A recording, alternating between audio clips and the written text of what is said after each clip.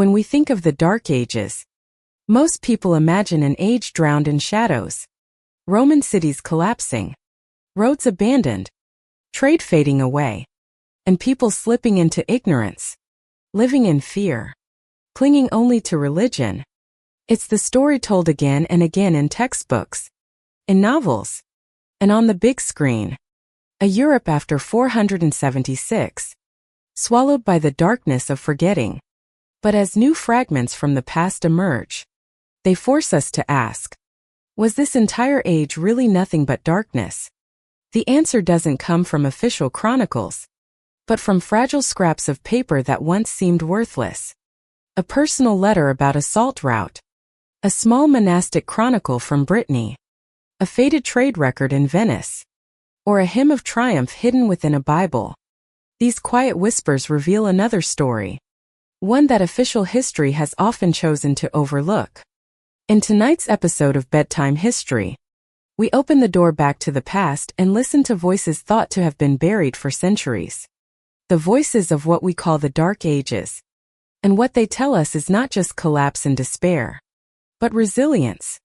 Through tiny records, monastic chronicles, personal letters, trade accounts, we discover a different story, one of human endurance, of sparks of knowledge, commerce, and culture that continue to shine in the midst of upheaval. As we step deeper into the world of whispers from the past, one of the most reliable and enduring sources we find are the monastery chronicles. Inside cold stone walls in scriptoria, lit only by the dim glow of candles, monks patiently wrote down lines they never imagined would become treasures for the future. To them it was simply a daily duty. Record which year brought famine, which season had heavy rains, which king had died, which abbot had been installed. Yet it is precisely this steady, seemingly dry routine that preserved the heartbeat of an entire age. These chronicles were often nothing more than brief yearly notes, sometimes just a line or two. This year the crops failed. A comet appeared. The Northumbrians attacked. Simple words, even trivial ones, but strung together, they tell us about climate, disasters, wars, and plagues, the forces that shape the fate of entire regions. From there, modern historians can cross-check with archaeology, geology, even climate data to rebuild a much larger picture. A single plain sentence can open the door to an untold story. What makes them even more fascinating is that monastic chronicles didn't just record major events. Many also reveal the mindset and worldview of the people who lived then. An astronomical phenomenon like a comet was often read as an omen. A drought might be described alongside prayers or rituals of penance. Here we see the blending of reality and belief of nature, and the supernatural. Reading those lines, you almost hear the whisper of a community, fearful of uncertainty, yet determined to explain and endure. Some chronicles also give us a surprisingly detailed glimpse into the economy and daily life. One record from Corbie Abbey in 8th century France, for example, mentions a shortage of wine in winter that forced the monks to substitute it with beer brewed from barley. A small detail perhaps, but behind it lies evidence of climate change affecting crops, proof of flexibility in daily practice, and a reminder of just how central agricultural products were to religious life.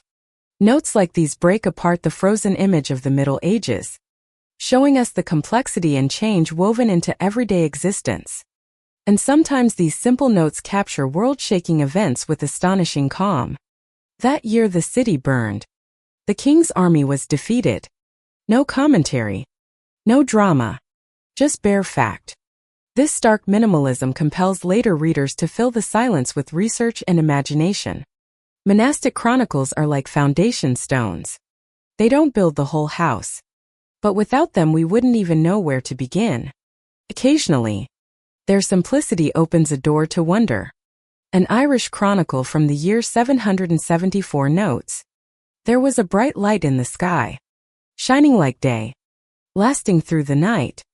Only in the 21st century did scientists connect that entry with carbon-14 evidence in tree rings. concluding it may have been a massive solar flare. What was once just a curious note scribbled by an anonymous monk turns out to be a witness to one of the rarest cosmic events in Earth's history. This shows us something profound. Monastic chronicles don't just reflect what communities saw and experienced. They sometimes preserve natural events that went far beyond their imagination. They are archives that never knew they were precious, written only to remember. And yet, it's this very humility that allowed them to survive as a steady rhythm of history. Of course, these chronicles have limits. They often carry a religious lens written by men whose lives were spent inside cloisters, rarely noting the details of common life beyond the monastery walls.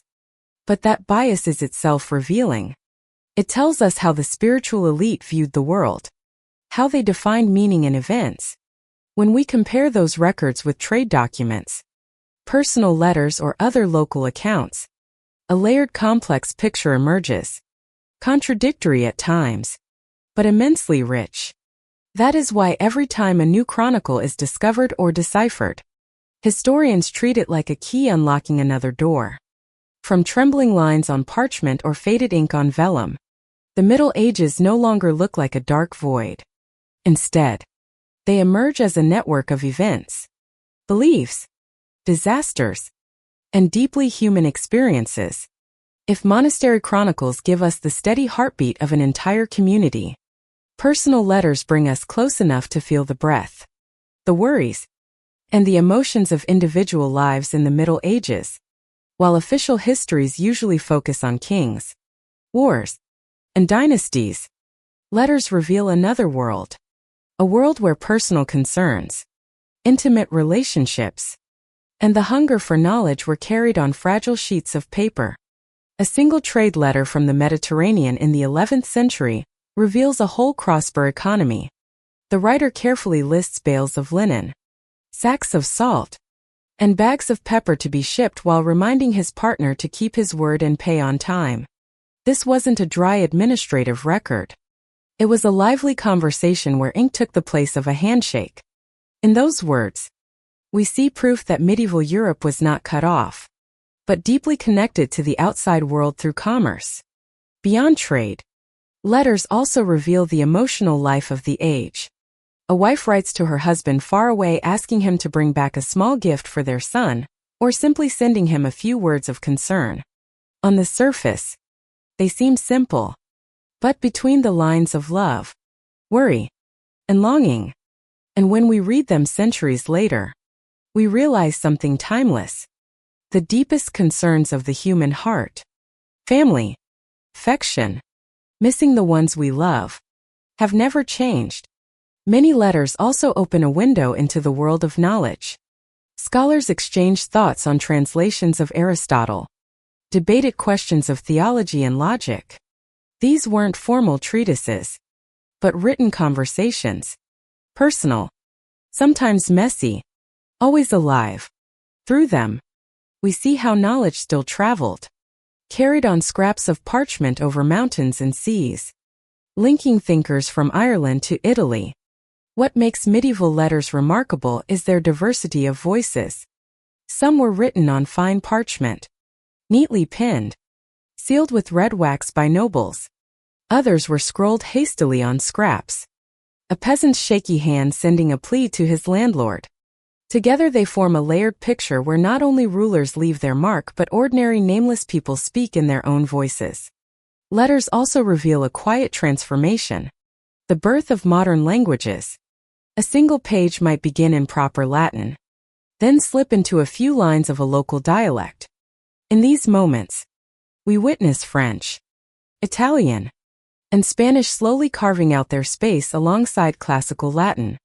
And then there are the letters that were never sent, found, tucked away in estates or archives, confessions never spoken, feelings too fragile or fearful to be delivered. These scraps carry loneliness, yearning, and abandonment, a deeply human experience that feels strikingly familiar, even across 1,000 years. Through these fragile letters, the Middle Ages no longer seem like a mute, voiceless era. Instead, we hear the whispers of merchants, scholars, mothers, fathers, wives, and husbands.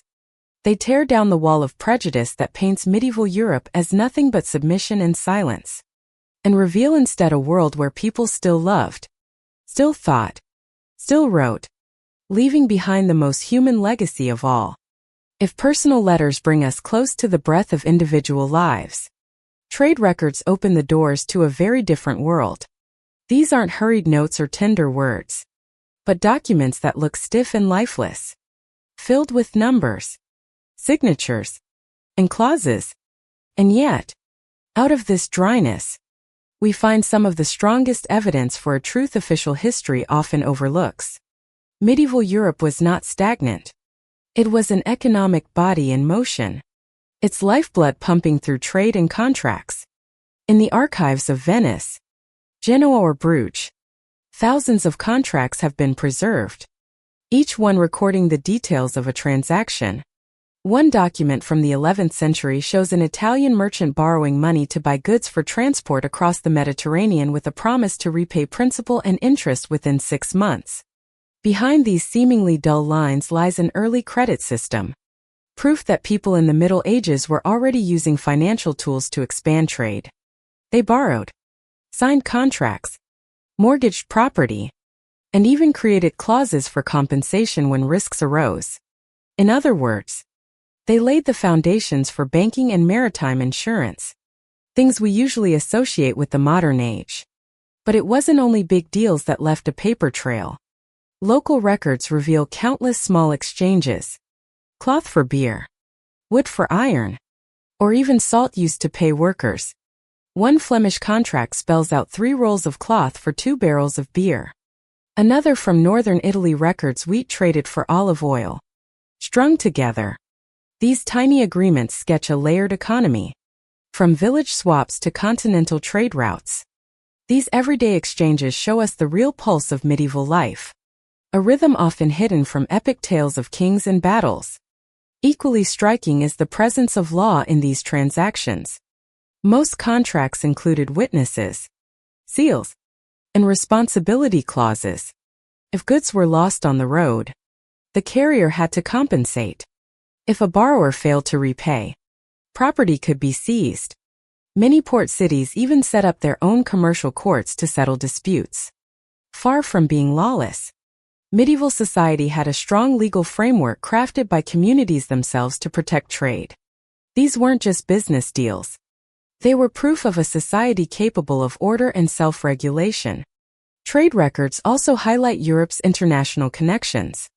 A Venetian contract shows a merchant striking a deal with a Muslim partner in Egypt. A Bruges document records the presence of Hanseatic merchants from the Baltic. Behind every number lies a sea route, caravan, a cross-border link.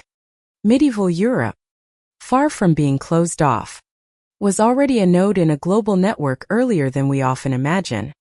Some records even reflect changing social tastes.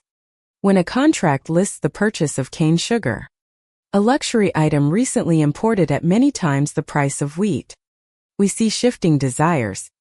Spices, sugar, and fine crafts weren't just necessities. They became status symbols. These pages don't just tell us about trade. They reveal the rise of a consumer culture in its earliest form. Of course, opportunity came with risk. Many contracts included clauses of general average. If a ship sank and goods were lost, the damage would be shared among multiple parties. This was the seed of maritime insurance, an essential innovation in a world where every voyage might be the last. Those harsh lines of ink remind us of fragile ships on stormy seas where merchants gambled both their fortunes and their faith on signatures written in ink. Crucially, these records also show us social structure. Who was allowed to sign contracts? Who could serve as witnesses? In many cases, we find women, especially widows or nuns, participating in trade, sometimes even lending capital. Details like these overturn the stereotype that women were entirely excluded from economic life in the Middle Ages. So when we hold one of these ancient contracts, we're not just reading cold legal terms. We're listening to the heartbeat of a society that knew how to negotiate, commit, and share risk. These documents turn trade from a matter of chance into a sustainable system. And from trade, we're led to another dimension: law.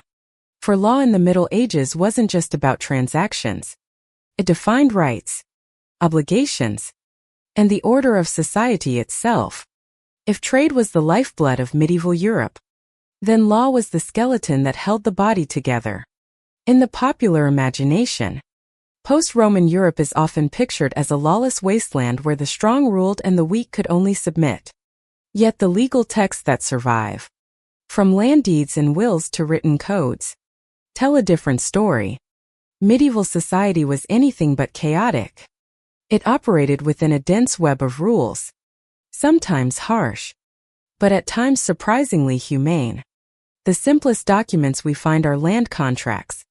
A deed from the 9th century might be just a few lines. Person A grants this land to Person B in exchange for 3 measures of grain and labor during the harvest. Witnesses sign date, wax, seal. Behind that brevity lay a legal framework. Land wasn't held only by sword and conquest. It was bound by agreement and written into memory. A contract turned vague power relationships into concrete obligations. Who owed taxes? Who offered protection? Who received the harvest? These scraps of parchment show us a society that knew how to organize rights and duties. Even in times of upheaval, inheritance was just as important. Many medieval codes spelled out exactly how property was divided, which share went to sons, daughters, widows, and under what conditions. The famous Salic law of the Franks, strict as it was, still carefully outlined how family wealth was preserved. In Italy, records even show women keeping land after their husbands died, or in some cases signing transactions themselves. This detail challenges the common image of medieval women as completely shut out of economic power. Law, even in its inequality, still carved out small spaces for negotiation and survival. One of the most striking innovations of medieval law was the concept of vergilde, the price of a person. Instead of letting feuds spiral into endless cycles of revenge, the law set specific sums of compensation for every injury: theft of livestock, bodily harm, even murder. All had a price. It may sound cold, but this system restrained violence. Instead of endless bloodshed, communities chose compensation to end hostility. It was a mechanism of order and of reconciliation. And the deeper we go, the more we see medieval law wasn't just the law of the strong. Many rulings carry a surprisingly human touch. One 11th century case from a small town records: this family cannot repay their debt in full. Forced, they will starve. Therefore, half the debt is forgiven, so they may live. Another city statute stated, the price of bread must remain reasonable, lest the poor rise in revolt from hunger. These texts reveal law not only as a tool of control but also as an effort, however modest, to keep society in balance. Of course, the law wasn't always fair. Many codes imposed harsher penalties on peasants than nobles, punishing the same crime with unequal weight. Law preserved order, but also exposed inequality, and that is precisely why it feels so real. It shows us a society negotiating between ideals of justice and the realities of power. What mattered most is that law created a shared memory. Every deed, every ruling, every copied code became an anchor for communities to cling to. Even when kingdoms collapsed or wars broke out, those commitments survived. Invoked, repeated, remembered. Law in this way became the collective memory of the age. And when we place these legal records alongside personal letters, trade documents, and monastic chronicles, we see the truth. The Middle Ages were not a lawless void, but a labyrinth of rules, rigid yet flexible, unjust yet humane. Law was the invisible skeleton that kept society upright, preventing it from dissolving into chaos. Medieval law, with all its complexity and flaws, was both shield and mirror. It shows us that people in this era weren't only warriors or subjects. They were also negotiators willing to bargain and compromise in order to live together. And while those stern texts held society in place, another world softer, more emotional, was being written in poetry, legend, and stories filled with humanity. In the world of medieval literature, words were no longer just a tool for recording laws or transactions. They became a way for people to bare their souls, to share wisdom, and to dream. And it's in these writings that we see most clearly that the so-called Dark Ages were anything but silent. They echoed with voices of all kinds, from clumsy verses scribbled in monasteries to fables, legends, and love stories. Most of these works never made it into official history. They survive in scattered manuscripts, in notes scribbled in the margins of Bibles, in bundles of parchment left forgotten for centuries. And yet in these fragments we find a literature of ordinary people, far less polished by political or religious agendas. A short poem in the margin of a Bible captures a monk's homesickness. A handwritten fable teaches children a lesson about honesty. A ballad tells of a knight lost on the road home from battle. Individually they are shards, but together they form a vibrant mosaic. Especially in folk tales and local epics, we glimpse a lively world of imagination. Anglo-Saxon texts speak of heroic warriors, dragons, and monsters, but they also carry deep notes of grief for loss and exile. In Old French literature, the songs of Roland or the Knights of Charlemagne aren't just tales of glory. They wrestle with loyalty, honor, and betrayal. Beneath the armor of epic poetry, we find very human struggles as relevant as any literature of later ages. Many works blurred the lines between philosophy, theology, and art. Some writings asked, can human reason truly grasp God's will? Others praise nature at once as hymns to the divine and personal outpourings of awe before beauty. Here we find a depth of thought that the label dark ignores. Monks, scholars, and poets weren't only copying texts. They were creating, writing new chapters in the cultural story. One of the most striking aspects of medieval literature is its linguistic diversity. While chronicles and legal texts were usually written in Latin, literature increasingly appeared in local tongues. Old French, Old English, Middle High German. They began to find their voice, bringing writing closer to everyday people. This shift was a milestone in the birth of national literatures. A love song in rustic French, a folk ballad in Welsh. These weren't just works of art. They were markers of cultural identity, taking shape. Among forgotten manuscripts, we sometimes find unexpected gems. Medieval fables later inspired La Fontaine. Ballads recovered from faded copies helped shape Chaucer and Dante. Works once considered small and anonymous quietly laid the groundwork for Europe's greatest literary voices. Even in darkness, seeds were being planted, waiting to sprout. Other texts offer glimpses of daily life in literary form. A shy love poem about exchanging apples in the market. A handwritten joke about a gluttonous monk. A harvest song about summer wheat. Through them we see peasants, merchants, and craftsmen not as background figures in legal texts, but as protagonists in their own stories. Medieval literature didn't just reflect reality. It also gave people meaning and hope. During plagues or wars, writings often carried a tone of comfort. Stories of saints who healed. Poems likening human life to the cycles of the seasons. Reminders that after the long winter, spring would return. These pages were small flames keeping alive of faith in the future. And from these fragile works, we realize darkness is a false perspective. This was in fact a time when cultural pillars were being built. Vernacular, languages, folk traditions, new literary genres. Without them, the Renaissance and the modern age would have had no foundation to rise from. These forgotten voices once recovered rewrite the history of culture, proving that literature's fire never went out. It was only hidden. Literature was not just a place for dreams. It was also a doorway to deeper questions. How does the universe work? Why do humans exist? How far can reason travel alongside faith? From this yearning to reach beyond the page, philosophy and science began to stir. Quietly, persistently, but with a force that would not fade.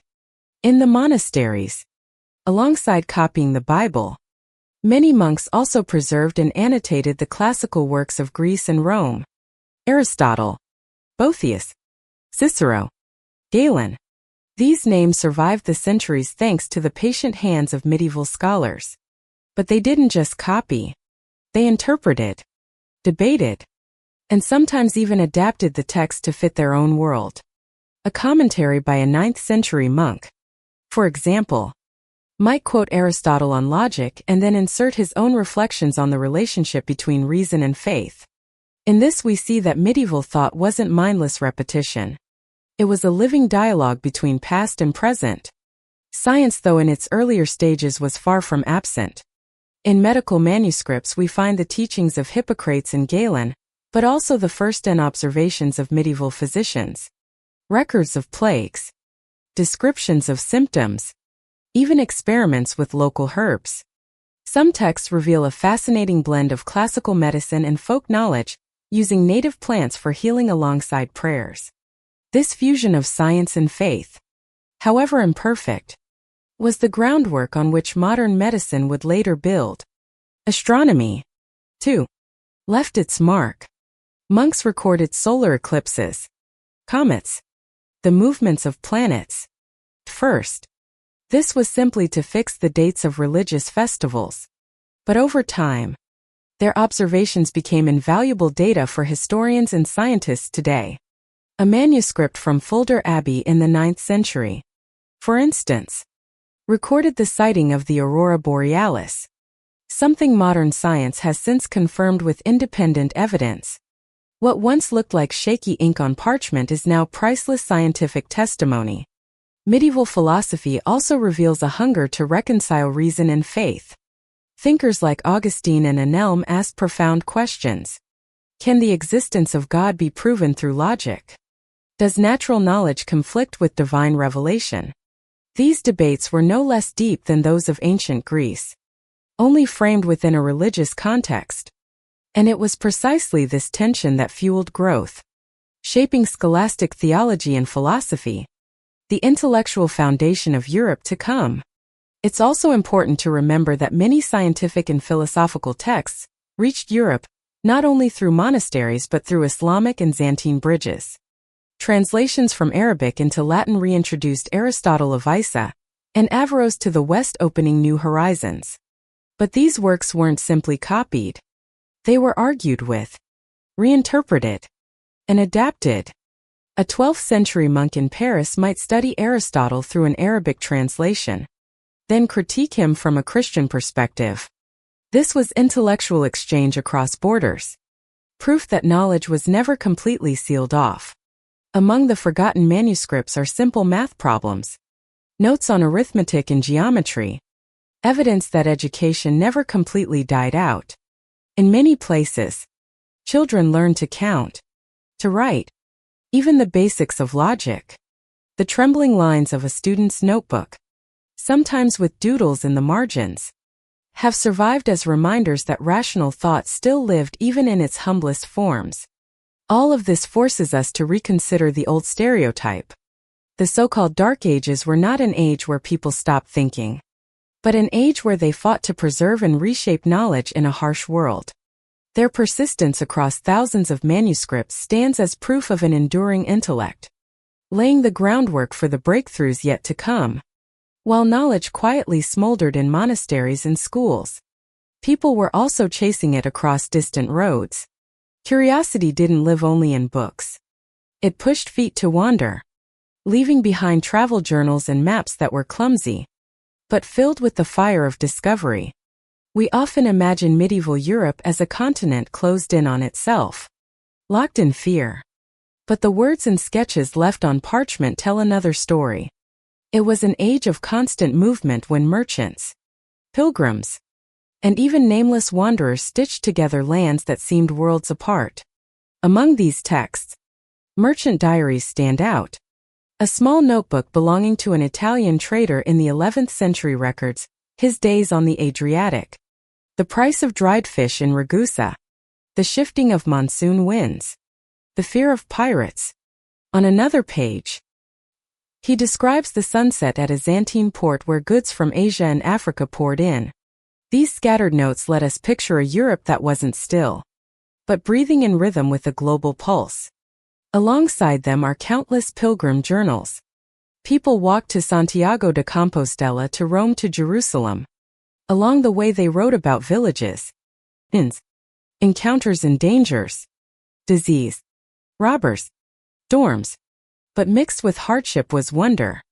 A 12th century pilgrim from England described in vivid detail the spice markets of the Mediterranean and the grand mosques of Islam that he saw for the first time. For him the journey was not just spiritual. It was an opening of the eyes to a wider world. Medieval maps, though far from accurate by modern standards, reveal something profound. How people imagined the world. Some were drawn as circles, placing Jerusalem at the center, with Europe, Asia, and Africa radiating like petals. Others filled distant lands with strange symbols. Monsters in the north, endless rivers in the east. Behind the fantasy lay a hunger to organize the unknown, to tame fear by drawing it. And some maps, surprisingly, were accurate. The Vitus map from the 8th century shows the Mediterranean and Nile with striking clarity. The Hereford map of the 13th century, though laced with legend, reflects expanding geographic knowledge gained through trade and pilgrimage. This proves that imagination always ran alongside a steady effort to collect real information passed on from travelers and written down for future generations. Travel diaries also bring us priceless glimpses of daily life. A Flemish merchant describes paying a ferryman with salt instead of coins. An Italian scholar complains in a letter that the inn where he stayed served only hard bread and sour wine at twice the price of Venice. These little gripes, trivial as they seem, bring the Middle Ages to life more than any chronicle. Together, these texts remind us that even in so-called darkness, Europe was wide open to the larger world. Italian merchants traded spices with Egypt. English pilgrims reached Jerusalem. Norse explorers rowed their ships all the way to North America. Every journey was dangerous, but all of them prove one truth. Human curiosity never stopped at the border. And with maps alongside travel diaries, we see imagination and intellect walking hand in hand. A map was not just a tool. It was a statement about how people saw the world. Vast, complex, but still possible to capture with ink and line. Placed next to the philosophical, scientific, and literary texts of the time, these works remind us that medieval thought wasn't trapped inside monastery walls. It ventured outward across the world, leaving its mark on every page of worn parchment. But now, after seeing this mosaic of economy, culture, philosophy, and exploration, we face a challenge. How do we decode all these texts? Languages shift, symbols fade, and the contexts are long gone, posing a daunting puzzle for modern researchers. Few tasks are as painstaking or as patient as sitting for hours, even days, before a sheet of faded parchment, trying to trace letters worn thin by time. Behind every line we can read today lies sweat, weary eyes straining in lamplight, and the dedication of linguists, historians, and archaeologists, those who turn themselves into bridges between past and present. Language is the first obstacle. Medieval Latin was far removed from classical Latin. It blended local dialects, shifted sentence structures, and introduced whole clusters of new vocabulary. A sentence that looks simple might carry 3 or 4 layers of meaning, and a single mistranslated word could change the entire context. On top of that, many documents were written in the earliest forms of vernacular: Anglo-Saxon, Old French, Middle High German, languages that today only a handful of experts can truly decode. Every misspelling, every regional variation can turn into a labyrinth. The second obstacle is handwriting. Monks, Merchants and students all wrote in different styles, the neat strokes of Carolingian script, the dense tangles of Gothic, or the quick slanted scroll of commercial notes. Sometimes a single manuscript holds several hands layered by different scribes, and time has only made it worse. Ink-smudged parchment, cracked letters fading like ghosts. Decoders must learn to see through the blur, comparing thousands of samples to reconstruct the original form. Often they face palimpsests, parchments scraped clean and written over. Beneath the new ink linger shadows of the old. Each page is like a double painting, and scholars must use microscopes, ultraviolet light, even digital imaging to peel apart the layers. Those moments. Deciphering a manuscript feels like excavating geology. New layers burying the old, and the researcher patiently uncovering them one by one.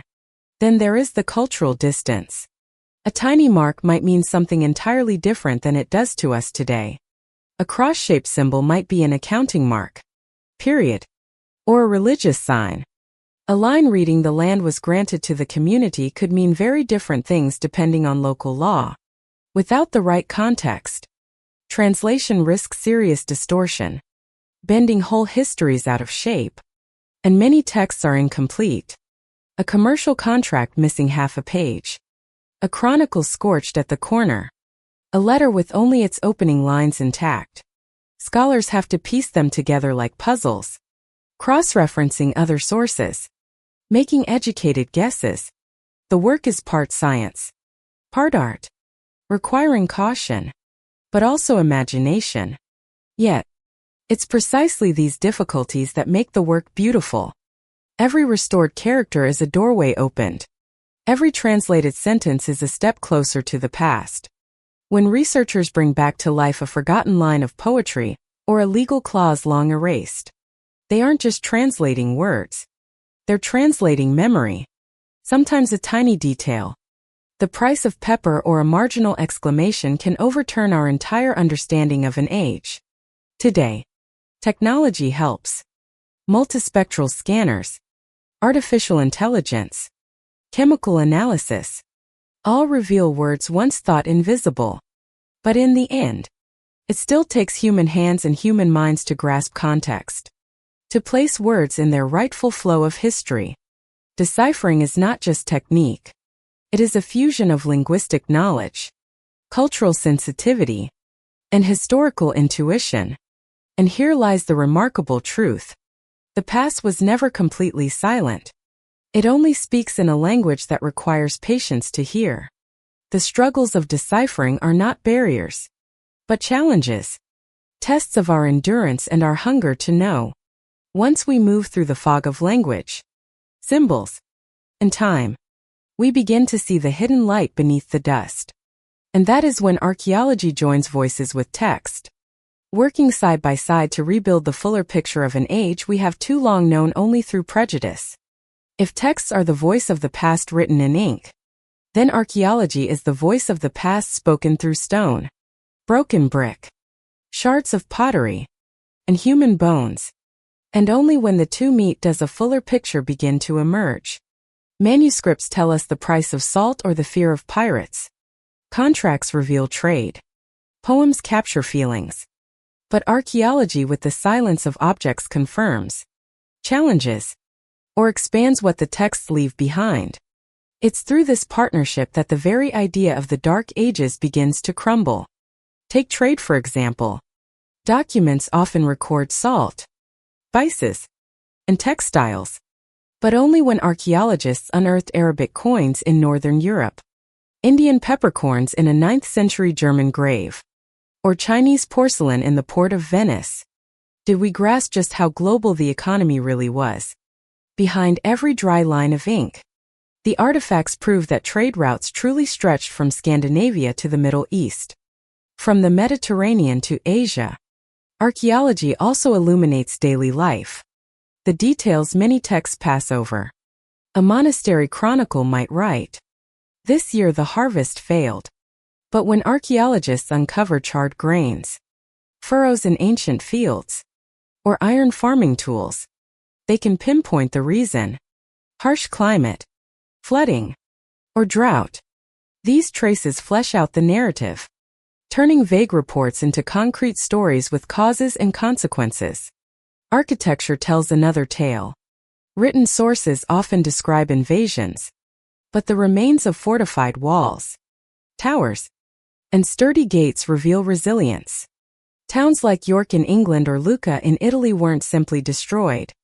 They rebuilt, reorganized, and kept urban life alive. These ruins directly challenge the stereotype of a Europe reduced to scattered, lifeless villages. Archaeology even reveals cultural diversity. While religious texts try to impose unity of faith, cemeteries tell another story. Graves show a mix of Christian and folk practices, sometimes combined. Amulets, bronze mirrors, and non-Christian grave goods appear alongside crosses. This evidence paints a far richer, more pluralistic spiritual landscape than the monochrome vision the Church wanted to project. In some cases, archaeology has confirmed details once dismissed as legend. A chronicle might mention a strange light in the sky, and when matched with carbon-14 evidence in tree rings, scientists now know it was likely a massive solar flare. A manuscript may describe a plague. An archaeological analysis of teeth reveals traces of Unea pestis, the bacterium behind the Black Death. Archaeology then doesn't just illustrate texts. It transforms vague words into scientific data. Sometimes, though it contradicts them, chronicles may claim a city was completely destroyed by raiders. Yet excavations show life continuing, even thriving just decades later.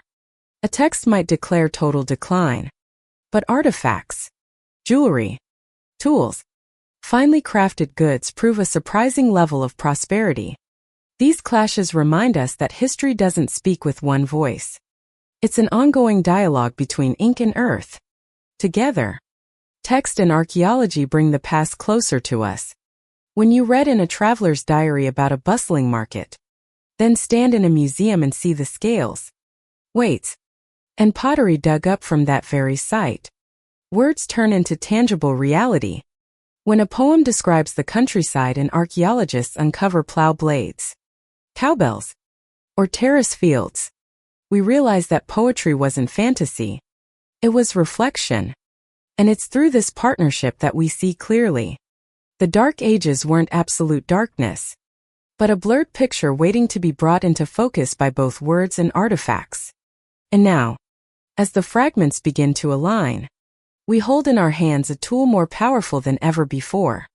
Modern science, digital imaging, chemical analysis, artificial intelligence.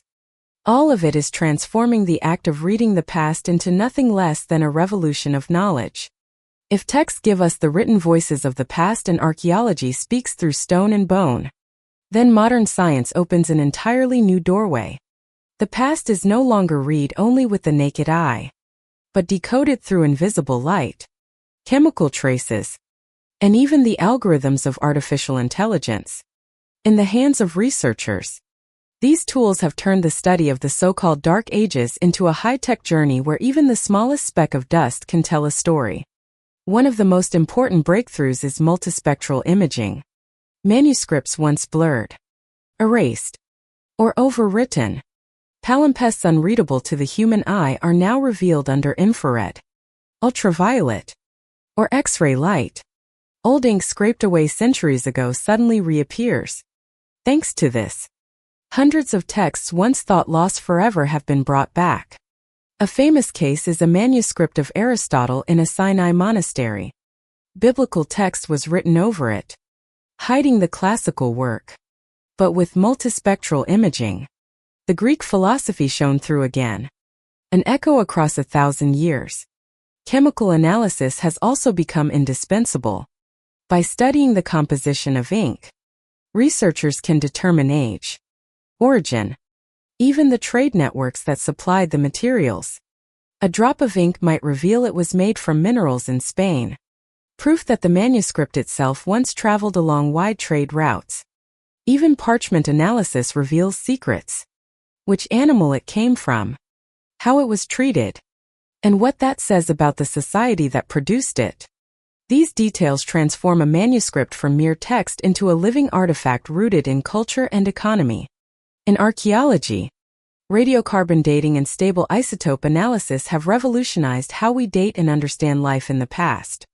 A piece of wood, a grain of wheat, a fragment of bone, all can tell us the exact time period and climate conditions, cross-checked with monastic chronicles or travel journals.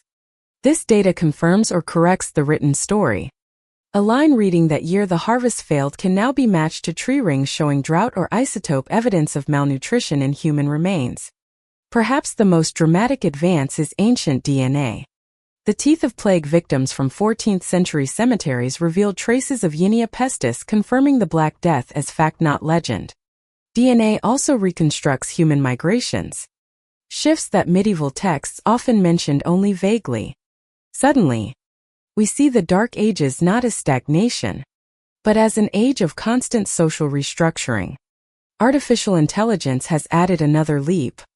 Today, AI can be trained to recognize medieval handwriting, classify letters, even suggest readings for damaged passages.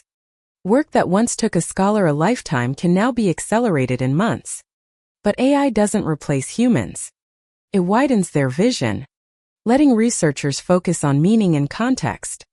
This quiet partnership is reshaping the field of history itself. Digital technology takes it further still. Manuscripts can be scanned in 3D, cracked pages restored, faded letters enhanced, then shared globally for thousands of scholars to study together. Archaeological sites can be digitized, allowing us to walk through ruins without leaving home. The past is no longer locked in archives. It has become a living library open to all. Yet, these advances bring new challenges. With so much raw data, how will we read the past? Is there a danger of reducing history to lifeless numbers, stripped of human depth? Or is this an opportunity to unite science and the humanities to measure and to feel at the same time? Whatever the answer, one thing is clear. Modern tools have turned the Dark Ages into one of the most dynamic frontiers of historical research. Every hidden line, every trace of ink, every grain of dust now has a voice if we listen with both technology and imagination. And it's at this point that we reach the most thrilling moment, when early findings sharpen into focus, when unexpected details surface from translations and analysis. It's the moment we get our first glimpse of what was once unknown.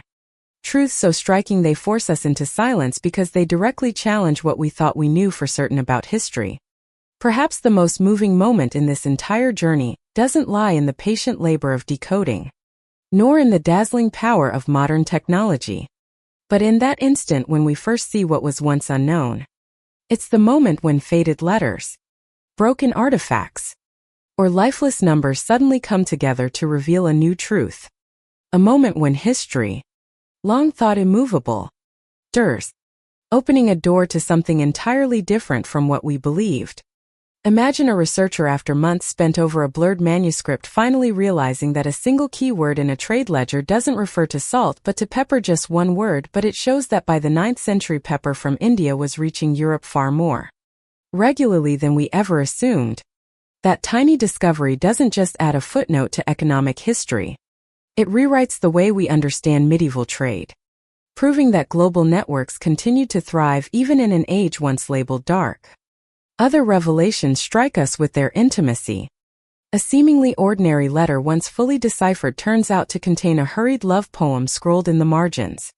The handwriting clumsy, the lines trembling, but the feeling sincere.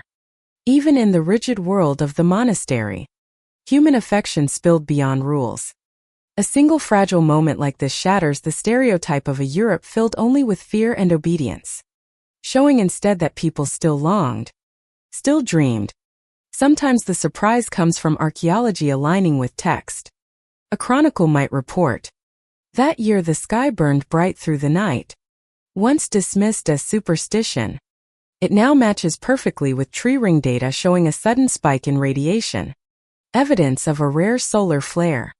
The instant when old ink and modern science converge, history suddenly feels alive again. Not distant myth, but a real event that touched the earth and the lives of those who saw it. Other findings reveal unexpected complexity.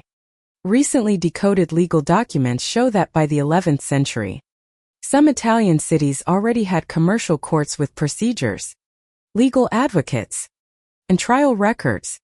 But this flies in the face of the idea of a lawless medieval Europe.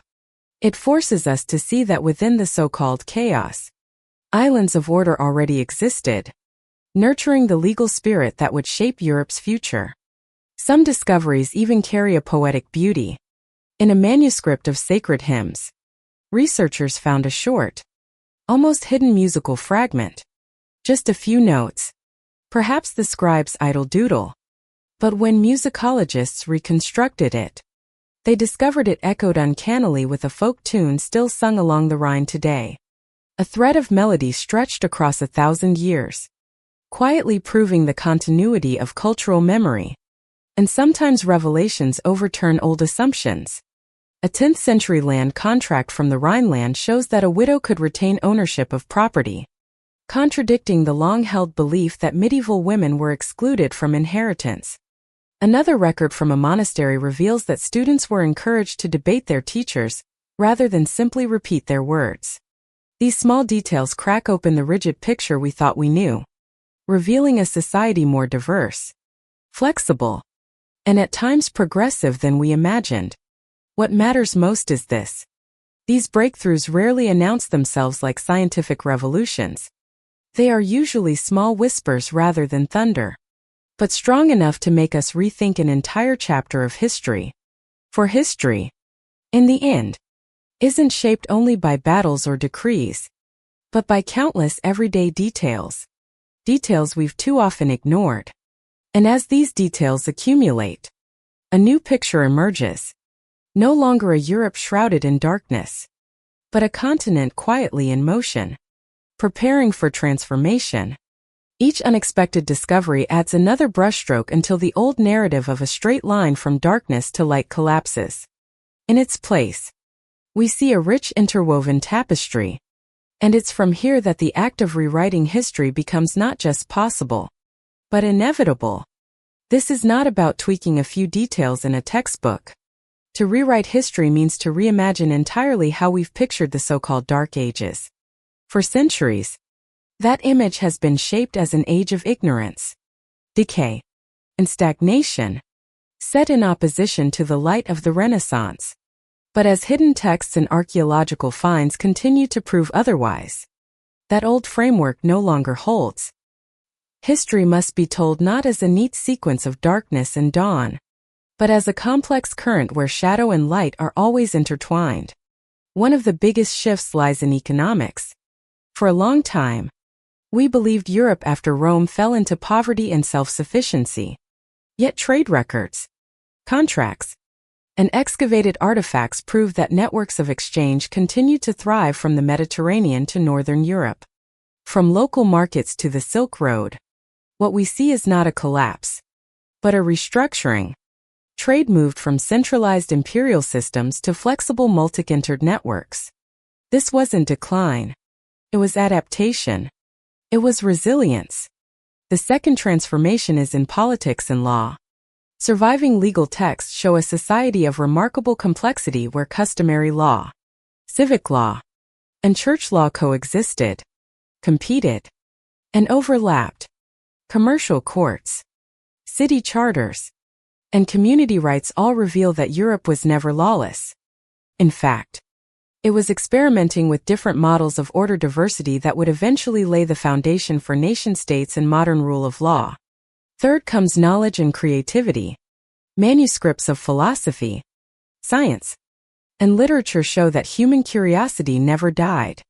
People continued to question, to debate, to experiment, sometimes within the framework of faith, sometimes pushing beyond it.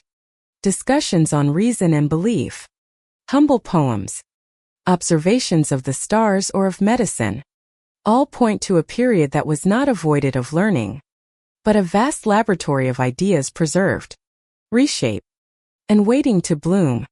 But perhaps the most profound shift is the human face of this age. Personal letters, travel journals, folk songs. They return to us the voices of ordinary people.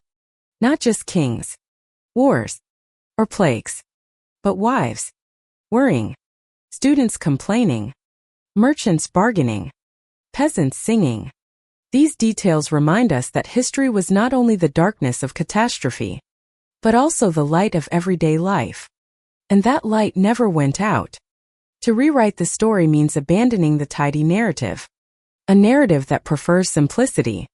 An empire falls. Darkness descends. The Renaissance brings salvation. Instead, we must accept a messier, truer reality. History is never a straight line. It is a tangled web. Some places decline. Others flourish.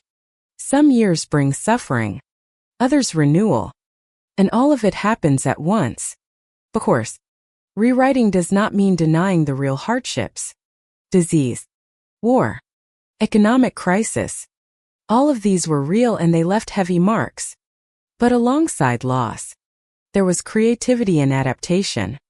That is the fuller truth. In every age, humans endure and invent, fail, and recover.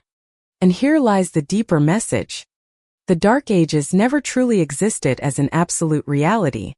It was a construct, a lens crafted to glorify the Renaissance and the modern. Remove that lens and we see that history was never truly dark. Only that its light was overlooked. From here we'll turn to each aspect in greater detail. Economics, politics, knowledge, religion, and social life. For only by looking closely at each dimension can we uncover the vitality hidden within this much maligned age. And first, let us return to the economy, where texts and artifacts reveal a world far more dynamic, diverse, and surprising than the image of poverty we've long been taught. When we hear the phrase Dark Ages, the picture that usually comes to mind is of a Europe exhausted, fields abandoned, markets deserted, people bent over barren soil, scraping out a meager, self-sufficient existence. It's a monochrome image painted heavily into textbooks for centuries. But when we piece together evidence from manuscripts, archaeology, and even art, a very different truth emerges. The medieval economy never disappeared. It simply restructured, shifting from an imperial system to a flexible, multi-entered network. After Rome collapsed, it's true that many large cities shrank and imperial roads decayed. But shrinking did not mean silence. Instead of one centralized system ruling the continent, the medieval economy relied on countless local nodes tightly linked by fairs, markets, ports, and caravans. A small market in northern France might trade wheat for salt. A Champagne fair could attract merchants from across Europe. A modest port on the Adriatic might serve as a gateway for goods from the east. Close. These seem like scattered fragments. But in the wide view, they form a living network, no less vibrant than Rome's. Archaeology reinforces this picture. In 9th century German graves, archaeologists found fine jewelry and imported ceramics. In Scandinavia, Arab coins appear in buried hoards, proving that silver from the south flowed as far as the north. In England, remains show the rise of rural markets where peasants sold surplus and bought essentials. Clearly, the economy was not locked within village borders. It was layered, circulating on many levels. Even agriculture, long portrayed as stagnant, shows strong adaptability. Documents and tools revealed that peasants produced not only for themselves but also surpluses for trade. Some regions experimented with hardier grain varieties. Others expanded cultivation with heavy plows and horse-drawn harnesses. Innovations like watermills and windmills gradually appeared, boosting productivity. Rural life then was not just endless struggle. It was a slow but steady arena of technological change. Urban growth makes the picture even clearer. Commercial hubs like Venice, Genoa, Pisa, and later Bruges and Lübeck became vital arteries of interregional trade. But beyond these giants, countless small towns acted as knots in the web. gathering goods, collecting taxes, hosting fairs. Merchants and townspeople grew into a new class strong enough to form guilds, demand autonomy, and build town halls. They were the force that transformed Europe from a scattered economy into an urbanized one. The wealth is obvious in art and architecture. Monumental Romanesque churches and soaring Gothic cathedrals could never have been built if society were trapped in bare subsistence. These required money, skill, and manpower. Surpluses invested in what was not essential for survival. Stained glass windows, sculpted statues, and commissioned hymns all testify to a society wealthy enough to spend on beauty. Here we also see sharper social stratification. While many peasants lived in hardship, merchants and lords enjoyed luxury. Gold jewelry, ornate weapons, glazed pottery, all prove that a consumer class existed, willing and able to buy extravagance. Medieval Europe was not universally poor, but layered. Prosperity and scarcity coexisting side by side. One overlooked detail is the rise of credit and finance. By the 11th century, we find evidence of loans, interest, even rudimentary insurance for goods. These practices were not rare exceptions. They became increasingly common in long-distance trade. Though still primitive, they signaled a new economic mindset where signatures and legal commitments were as valuable as physical goods. This was the first step toward banks and modern financial markets. Of course, crises were real. Famine, plague, raids. But it was precisely the tension between collapse and growth that forced adaptation. When one region suffered, another compensated. When agriculture faltered, maritime trade expanded. This flexibility gave the medieval economy a remarkable resilience. Viewed in full, the so-called Dark Ages no longer look like a continent smothered in shadow, but like a mosaic. Some regions suffered but others thrived. Some moments were dark, others radiant. And it was this interplay that fueled Europe's transformation. The medieval economy did not collapse, changed form, laying the foundations for the explosion of trade, art, and knowledge that would later define the Renaissance. And once we see how the economy functioned, we must ask who kept order across all these exchanges, contracts, and social ties. The answer lies in a field that may seem dry, but was in fact full of life, law, and politics, where order was constantly negotiated, recorded, and remade in the heart of medieval Europe. If the medieval economy proves that the Dark Ages were far from impoverished, then politics and law reveal another truth. Medieval Europe was not a lawless wasteland, but a layered, complex, and experimental political landscape. Legal documents, treaties, and commercial courts show us a world where power didn't rest solely in the hands of kings or popes, but was spread out, contested, and constantly reshaped. After the fall of Rome, central authority did collapse. But that didn't mean order vanished. On the contrary, it opened the door to new political models. In many regions, power shifted into the hands of local lords, forming the web we call feudalism. Yet feudalism was not mere chaos. Land contracts, oaths of loyalty, and records of obligations were all written down. A knight swore fealty to his lord. A peasant pledged to deliver crops. All certified with documents, witnesses, and seals. This was a primitive form of contract law, but strong enough to stabilize society. In the cities, we see a different picture. The rise of urban self-government. Italian communes like Florence, Pisa and Venice formed citizen councils, issued their own laws, raised militias, and established independent courts. Surviving charters reveal a diversity of power. Townsmen signed treaties with nobles. Merchants organized guilds to defend their interests. And in some cases, officials were even elected. These were the first steps toward the republican city-states that would deeply influence modern European politics. Medieval diplomacy too was more sophisticated than we often imagine. Peace treaties, trade agreements, and military alliances were everywhere. Venice signed accords with Byzantium. Frankish rulers negotiated with the Anglo-Saxons. Even small towns forged pacts to safeguard trade routes. Each treaty stands as proof that far from chaos, medieval Europe maintained a kind of early international order where commitment and negotiation were essential. Law itself was never a single system but a patchwork of overlapping codes. There was local customary law, feudal law, canon law, and increasingly civic law. Sometimes they clashed. But that very overlap created room for debate and flexibility. A lawsuit might begin in a village court, escalate to a church tribunal, and finally be appealed to a royal court. People learned to navigate these layers.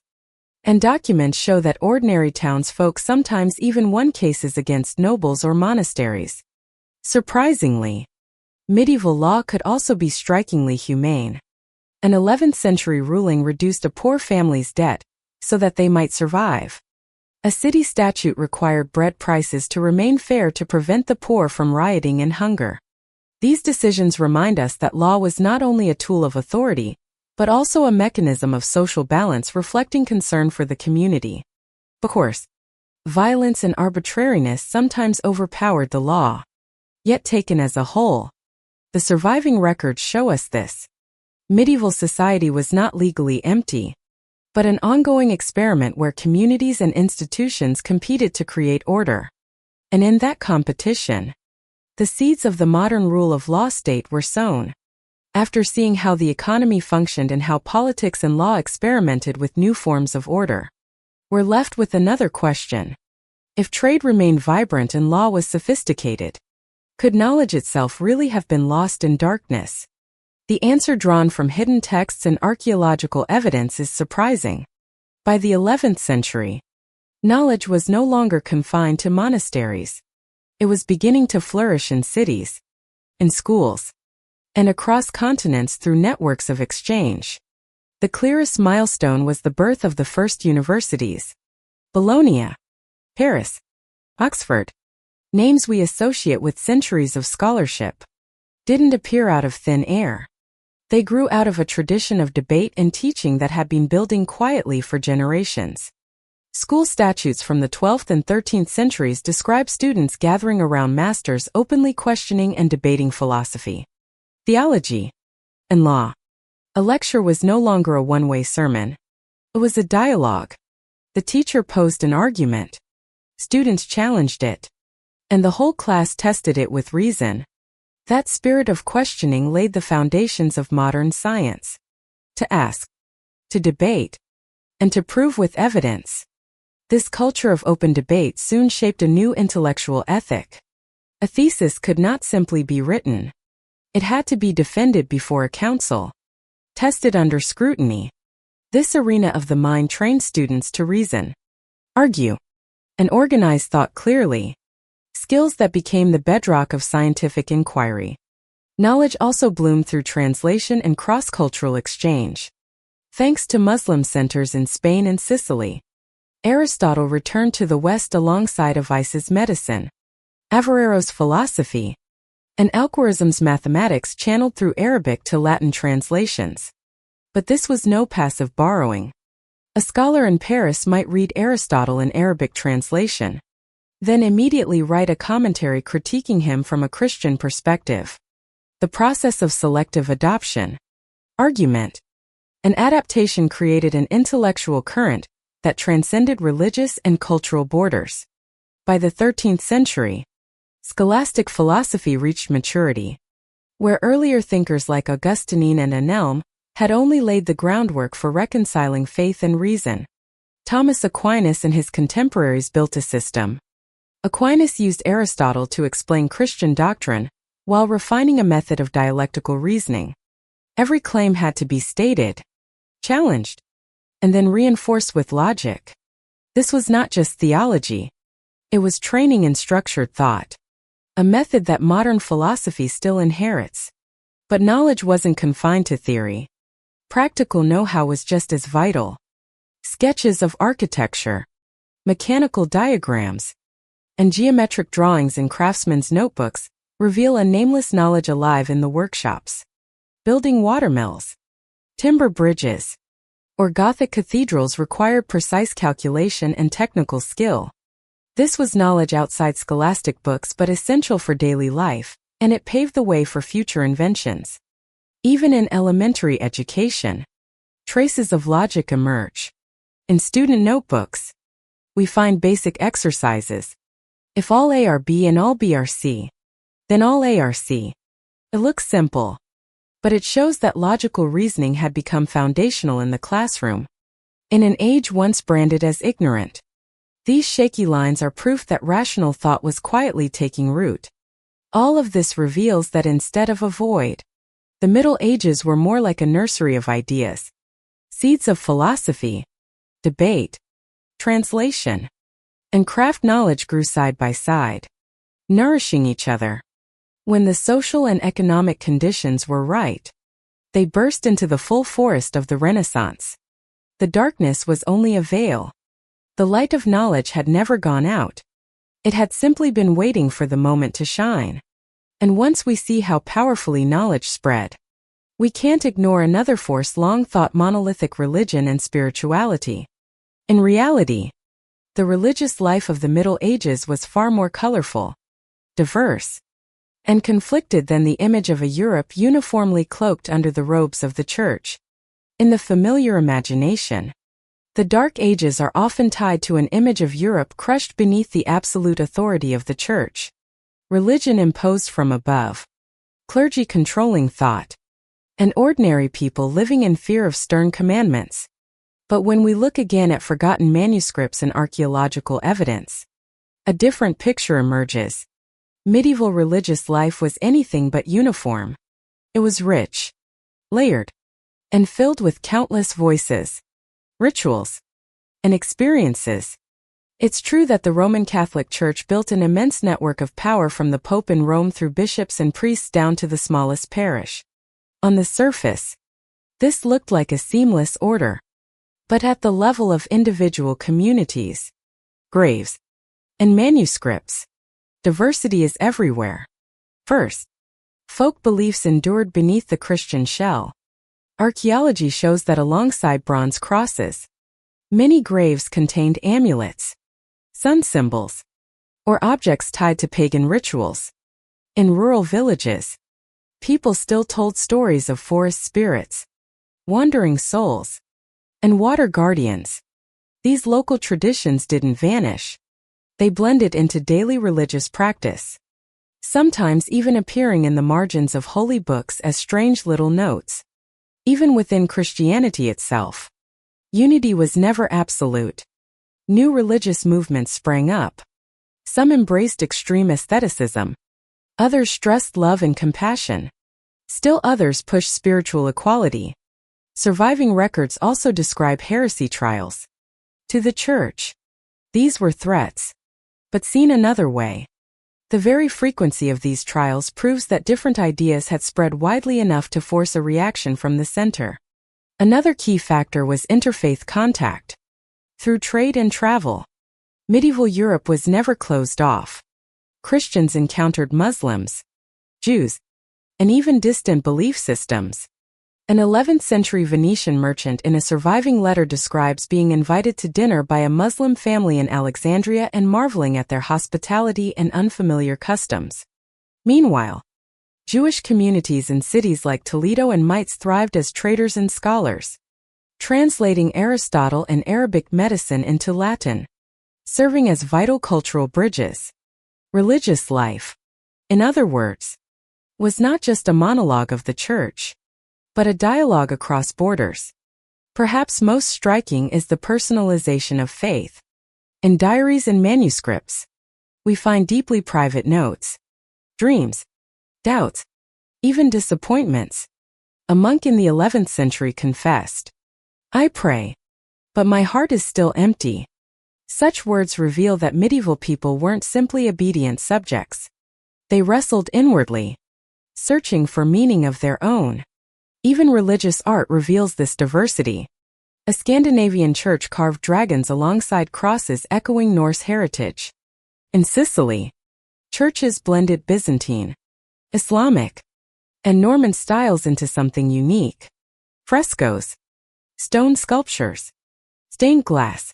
They carried theology, yes, but also reflected local identity. Faith was never a single color, but always refracted through the lens of culture. Taken together, these fragments show medieval religion as a vibrant mosaic. The authority of the church existed, but so did the persistence of folk beliefs. Outward unity masked inner variety. Official power coexisted with personal struggle. And this very diversity fueled art, philosophy, and community, making religion one of the most complex driving forces of European history. So instead of a gray oppressive landscape, the so-called Dark Ages in religion were alive with belief, ritual, and personal experience, interwoven, debated, and shared.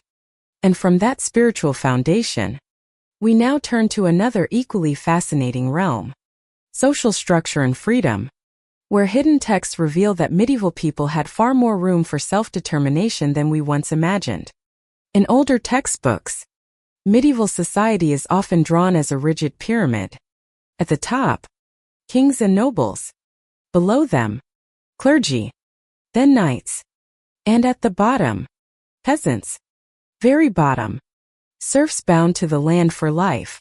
That picture suggests a static closed world where people had no freedom and no choices.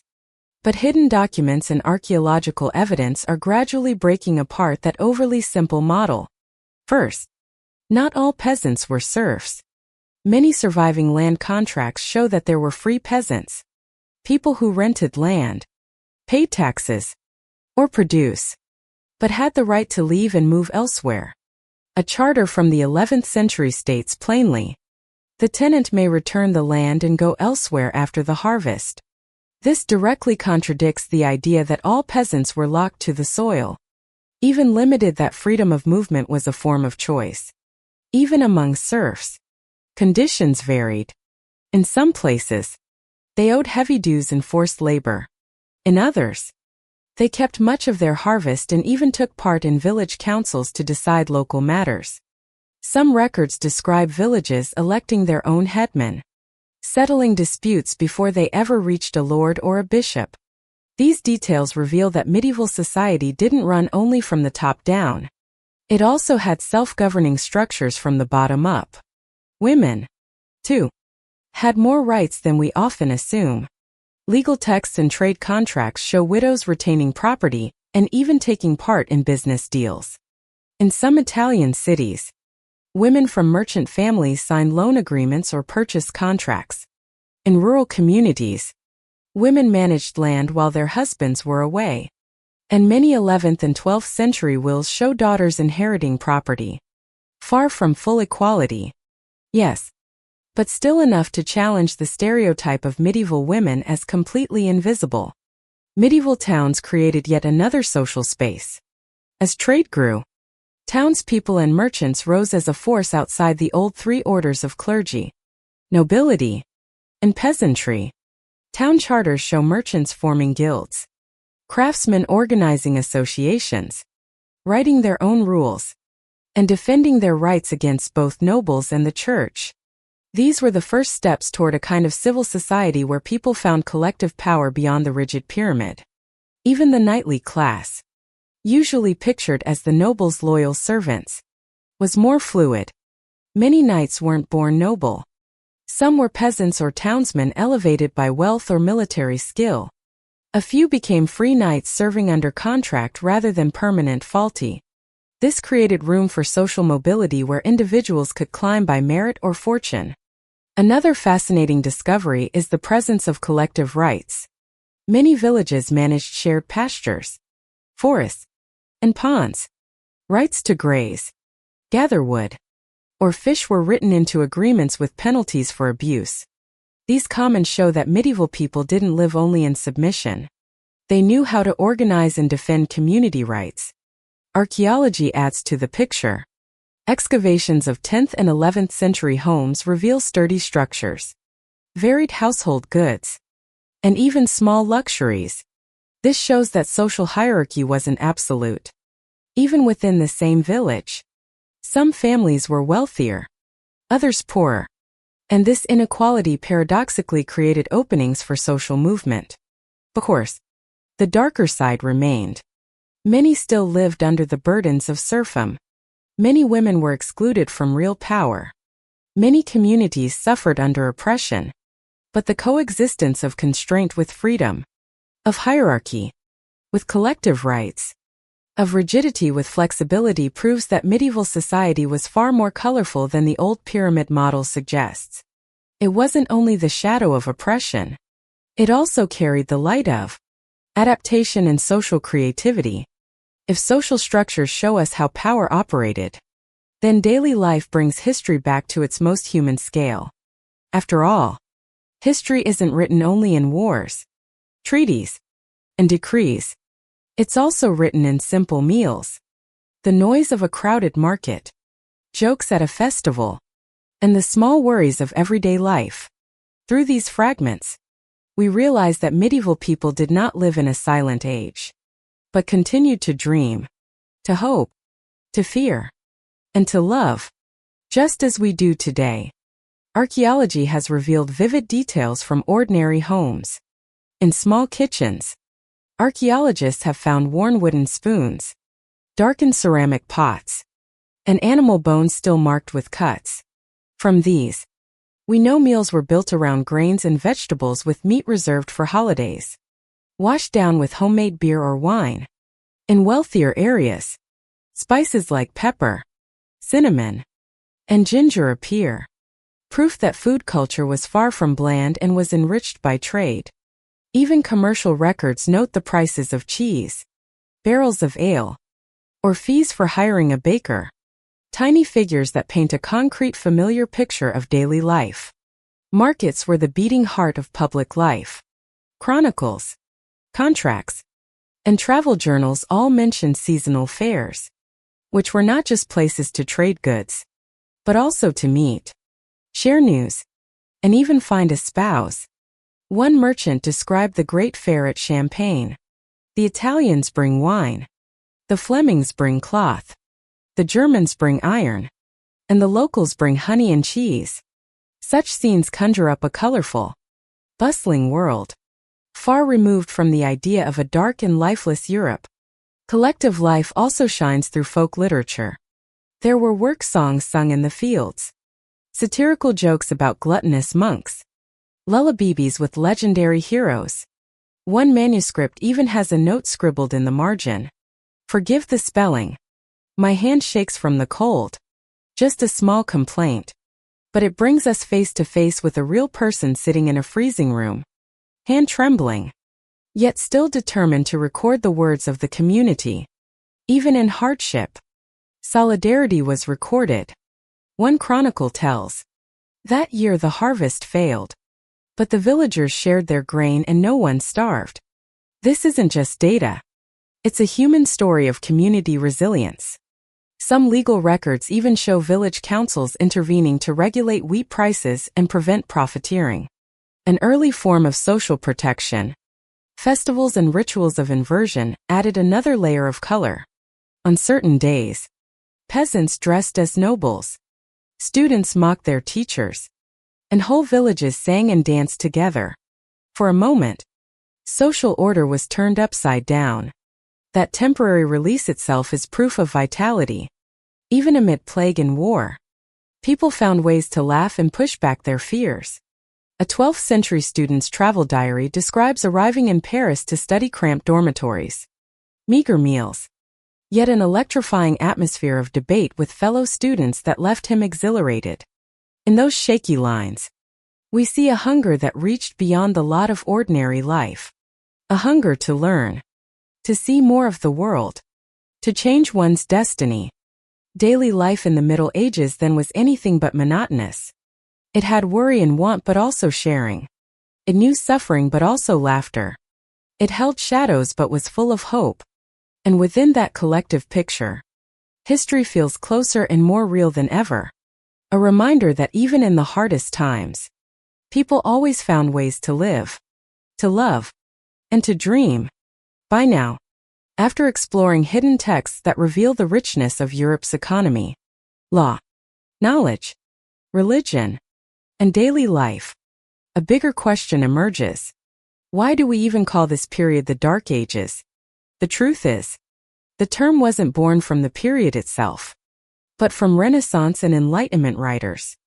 And it reflects a Eurocentric lens, one that placed Europe at the center while ignoring the rest of the world. Once we set Europe alongside its contemporaries, the weakness of that old label becomes clear. While Europe was painted as ignorant and stagnant, the Islamic world was entering a golden age.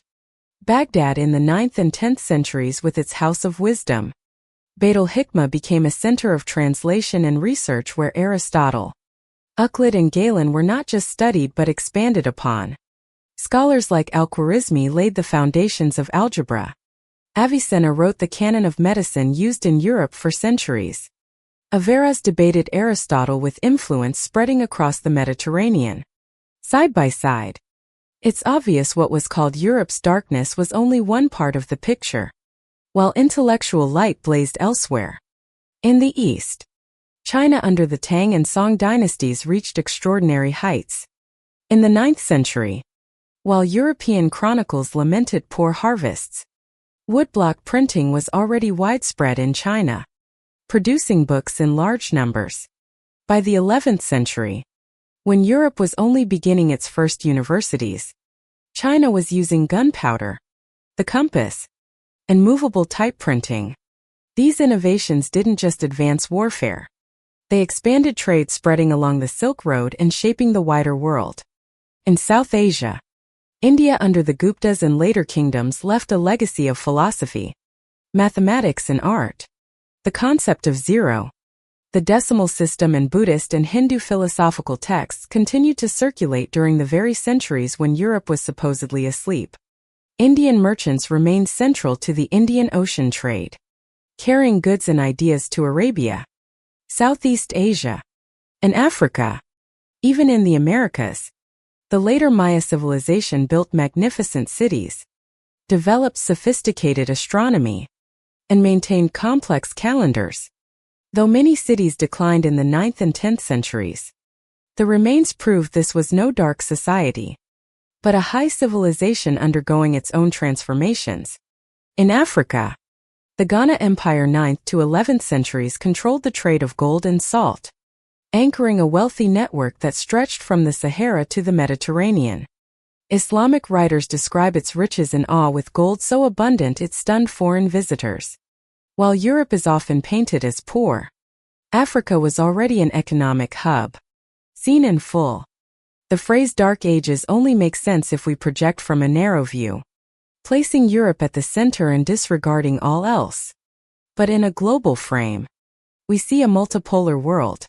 Europe restructuring, Islam and China flourishing, India and Africa powering vast trade networks, the Americas sustaining great cities and sciences. The world was never dark. It was a shifting constellation of lights.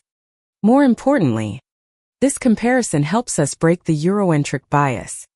It reminds us that history has never had a single center. If we only look at Europe, we might imagine a gap in knowledge.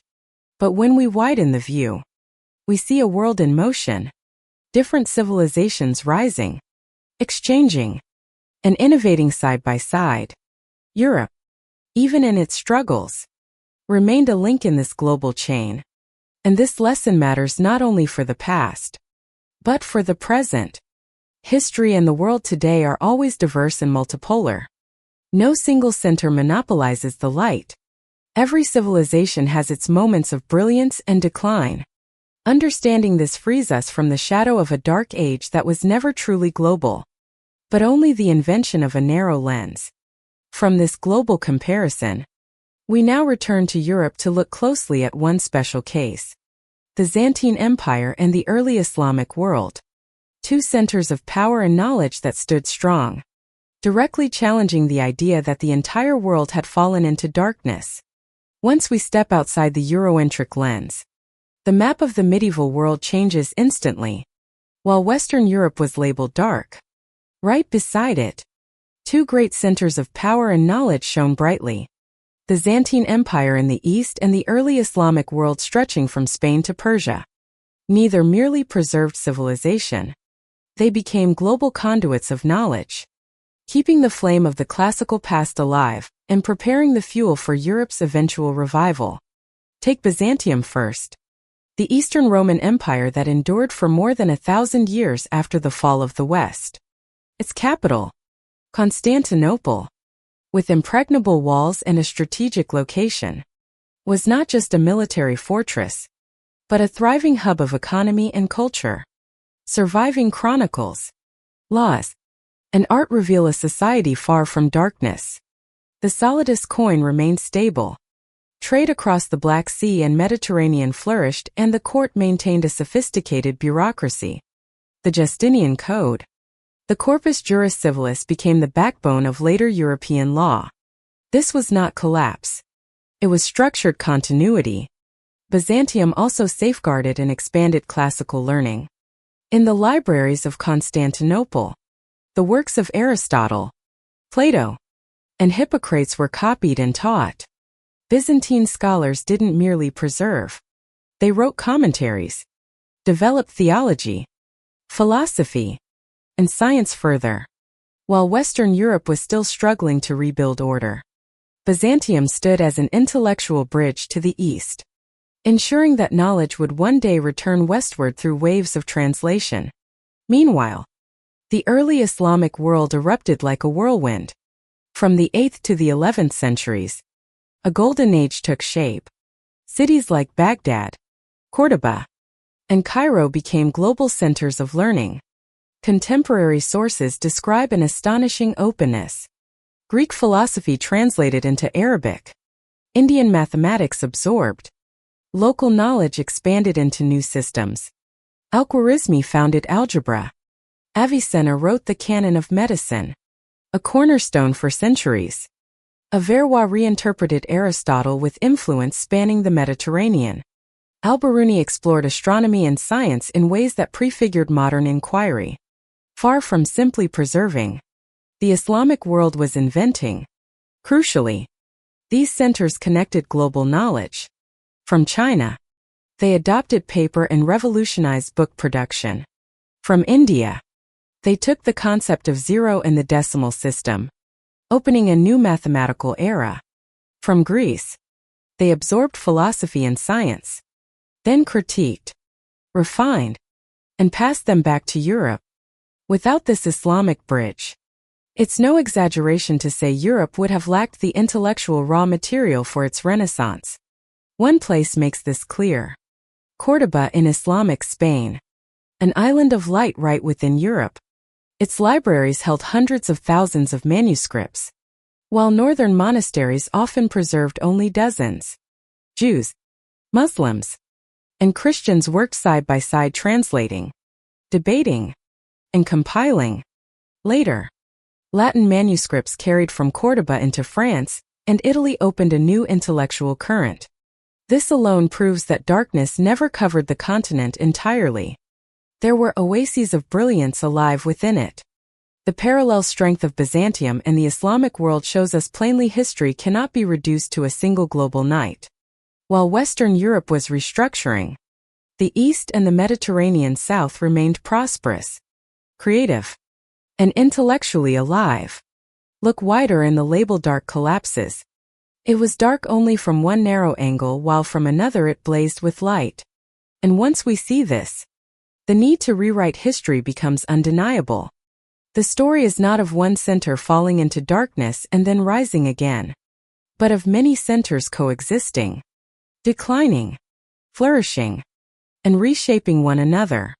From here, our journey turns back westward to trace how even in Western Europe, the legacy of Rome never fully disappeared, but continued to live on in new and unexpected forms. When we look at Byzantium in the early Islamic world, it's clear that the light of power and knowledge never went out after the fall of the Western Roman Empire.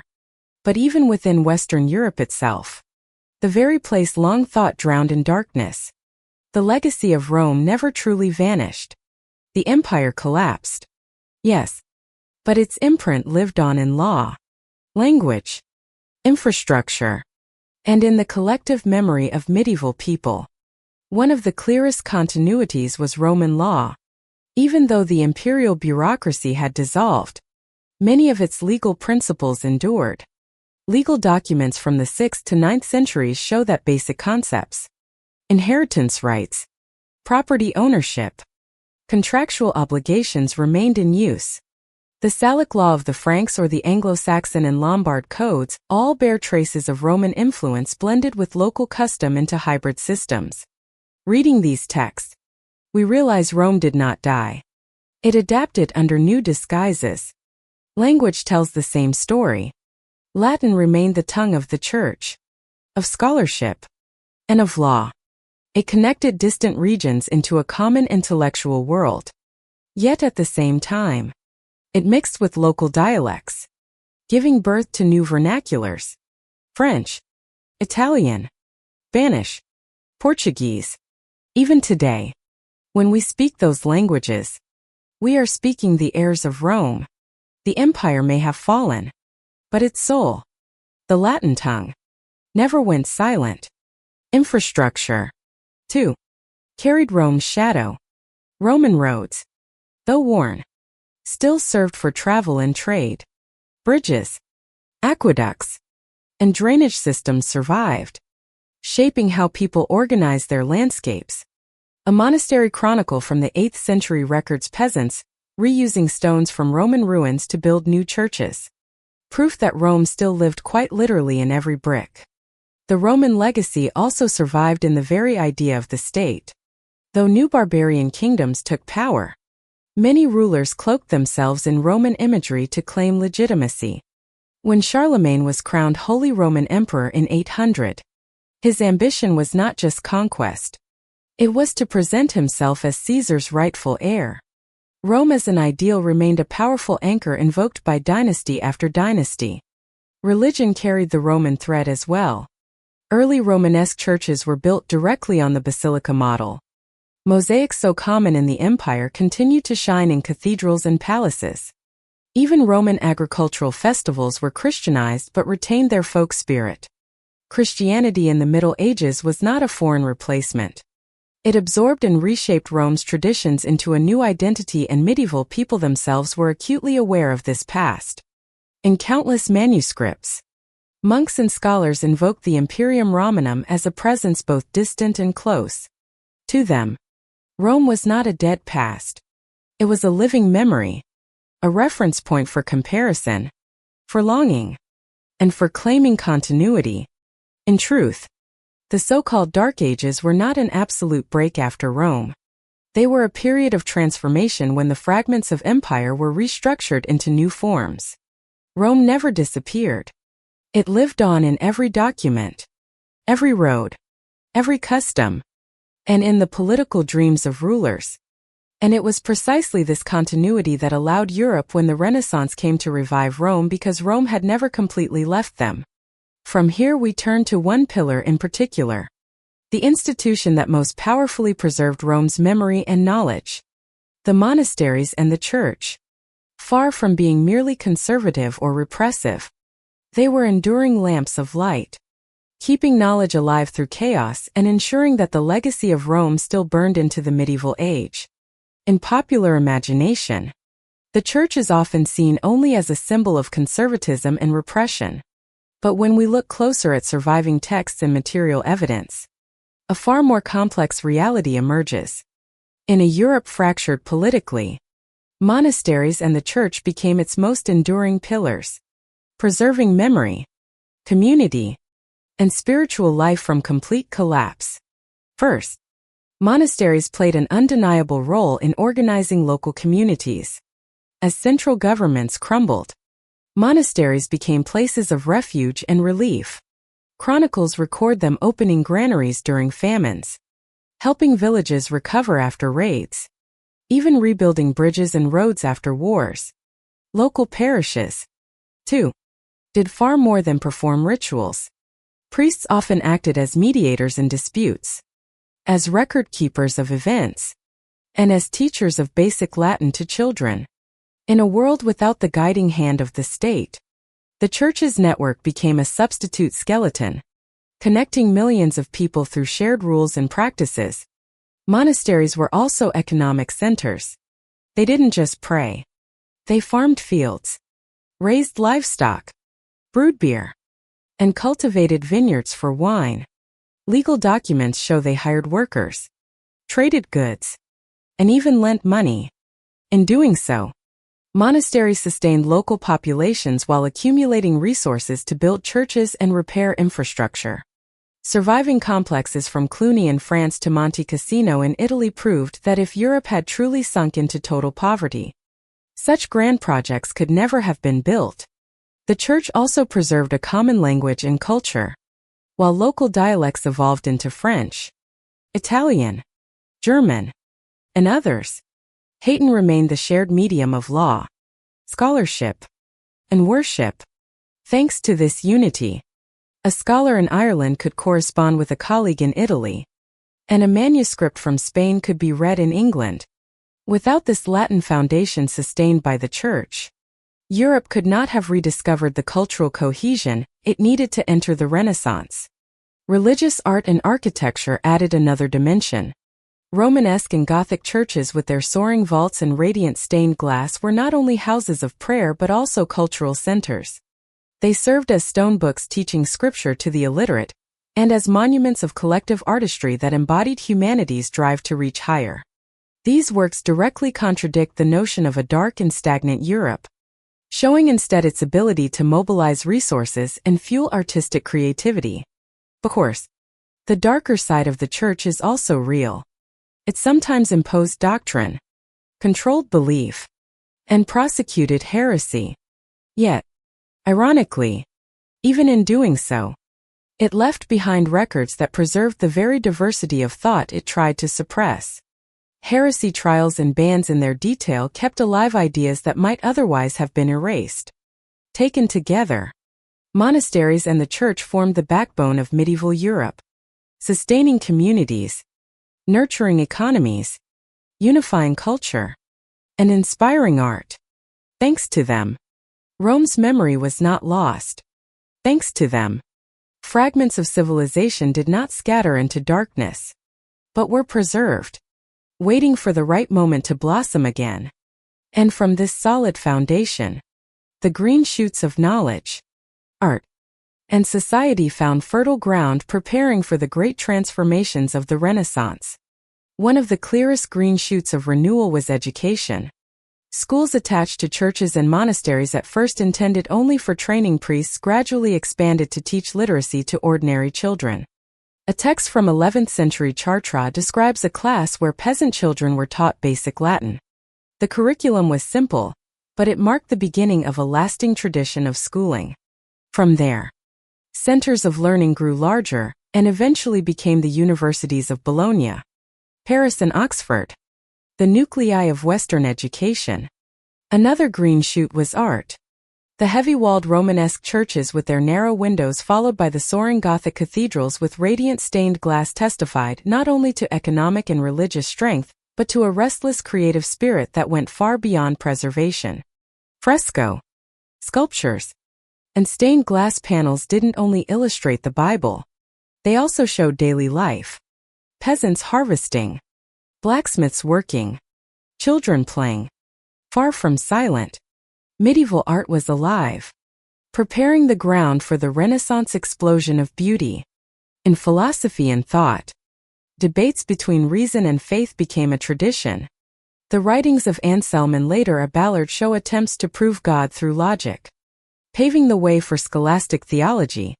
These early efforts, though rooted in religion, created a method of dialectical reasoning, the very tool that European philosophy and science would later inherit.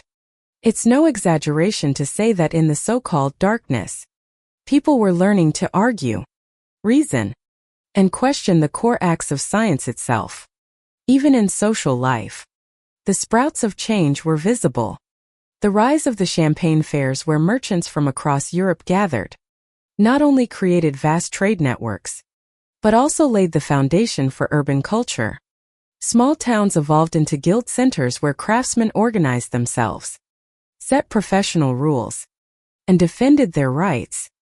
The first guild charters reveal the birth of a civic consciousness independent of nobles and the church, an important step in social development. The shoots also appeared in literature and language. Old French songs, Anglo-Saxon ballads, and German legends committed to writing show vernacular languages beginning to enter literature. This trend paved the way for national literatures preparing the stage for Dante, Chaucer, and Cervantes. In other words, the rise of the vernacular signaled a cultural transformation that would endure. Some manuscripts even show the stirrings of scientific thought. Astronomical records made for fixing religious festivals slowly turned into more precise observations of planetary movement. Medical texts no longer repeated Galen word for word. They included local herbal remedies and first-hand experiments. Notes on mechanical toys and architectural sketches demonstrate that technical intelligence was alive, laying groundwork for the great inventions of the later Middle Ages. Most important of all, these green shoots were never separate from daily life. They arose from real needs: education to teach literacy, laws to regulate trade, art to bind communities, medicine to heal, philosophy to answer doubts. Because they were rooted in everyday necessity, they endured. And that is why a few centuries later, when conditions ripened, these shoots blossomed into the flourishing forest of the Renaissance. Looking back, the Dark Ages were not an empty void.